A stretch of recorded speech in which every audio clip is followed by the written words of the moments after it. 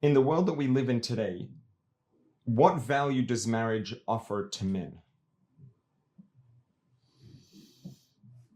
It might be argued that men gain more from marriage than women.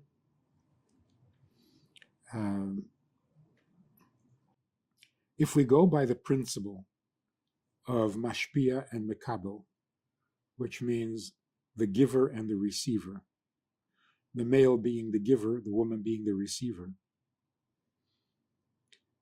if that's our truest nature as male and female, then fulfilling that nature has got to be the most satisfying, the most meaningful. If that's the, let's say, the primary value, or the value that marriage offers, or that, the greatest point of value perhaps that marriage offers to men, which it sounds like what you're saying is that men have an inherent natural need to provide, and then marriage gives them that context and framework in which they can provide for someone who's important to them and someone that they want to provide for. It sounds like really what marriage is almost is the complete natural state of being, rather than something that's offering a specific point of value. I guess this is exactly what it says in the Torah, that God created the first human being, both male and female. They were like two sides of a coin, like Siamese twins sharing a common spine. And then God divides them, separates them, and tells them to get married so that they can become one. That tells us a lot. Number one, purpose of marriage is to go back to our original nature before we got separated. We usually think the separation was an improvement because it's a little weird to think of back-to-back, male-female, like, what is that? So we think the operation was a vast improvement. And in some way it was, but it's not the natural state. The natural state is that a human being should be male and female. The reason God separated us is so that the oneness can be a matter of choice,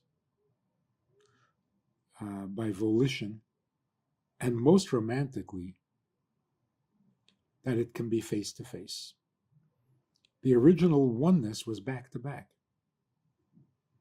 inseparable, but not very romantic. No. Now that we're separated, when we come back together, which makes us a complete unit, it's face to face, it's intimate. We get to see each other, which means to get to know each other, which means to get intimate. So yes, that's going back to our truest nature. The thing is, in order to become one, male and female both have to dissolve into the relationship. But men dissolve differently than women, women differently than men. So the male has to dissolve into the relationship by giving himself completely, and the woman has to dissolve by receiving the male completely. So if there were two givers, there'd be nothing but conflict. If there were two receivers, there'd be nothing, period. Nothing would ever happen. You have to have a giver and a receiver, which is male and female. So should anyone ask, what is a woman? Maybe somebody might ask that question.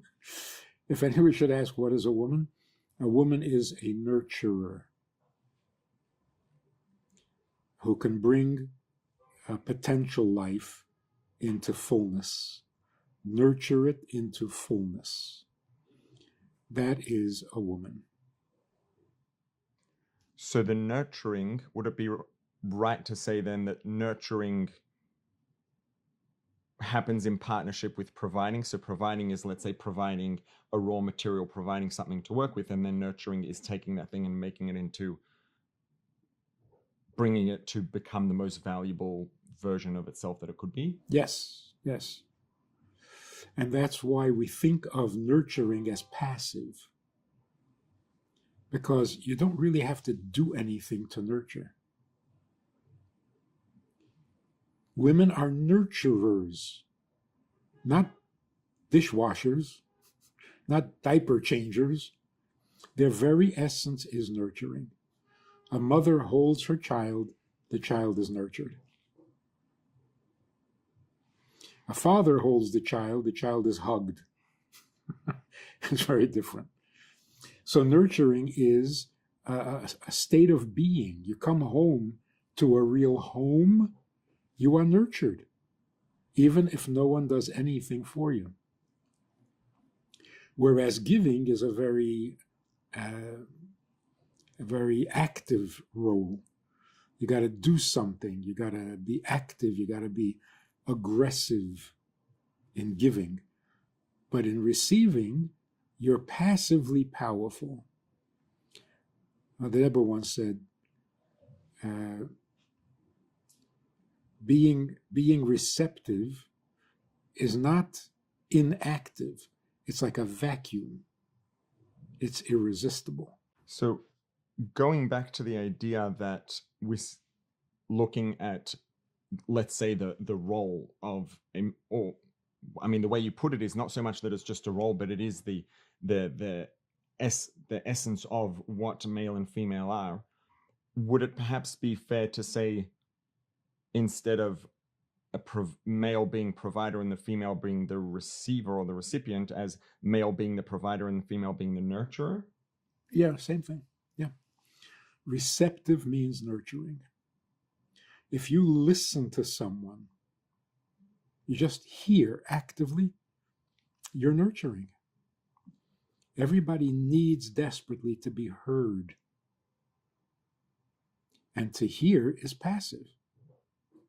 It's receptive. Mm-hmm. So I guess to just sort of put a bow on that and bring it back to the original question, ultimately what marriage offers everyone is the same, male or female, and that is that marriage is